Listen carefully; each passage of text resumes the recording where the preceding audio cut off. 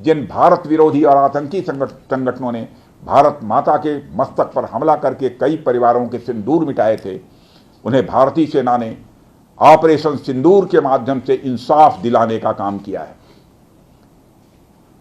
और इसके लिए आज सारा देश भारतीय सेनाओं का अभिनंदन कर रहा है। ऑपरेशन सिंदूर सिर्फ एक सैन्य कार्रवाई भर नहीं है, बल्कि भारत की राजनैतिक, सामाजिक और सामरिक इच्छा शक्ति का प्रतीक है।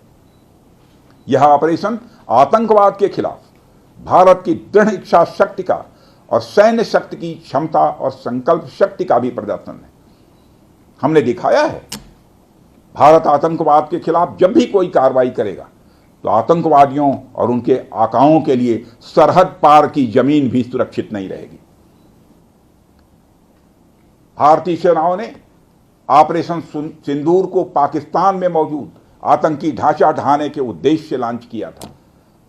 हमने उनके आम नागरिकों को कभी निशाना नहीं बनाया था, मगर पाकिस्तान ने न केवल भारत के नागरिक इलाकों को निशाना बनाया, बल्कि मंदिर, गुरुद्वारा, गिरजाघर पर भी हमले करने का प्रयास किया।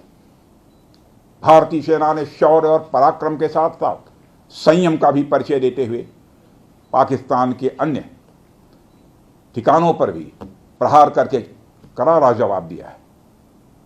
हमने केवल सीमा से सटे सैन्य ठिकानों पर ही नहीं कार्रवाई की, बल्कि भारत की सेनाओं की धमक उस रावलपिंडी तक सुनी गई जहां पाकिस्तानी फौज का हेडक्वार्टर मौजूद है।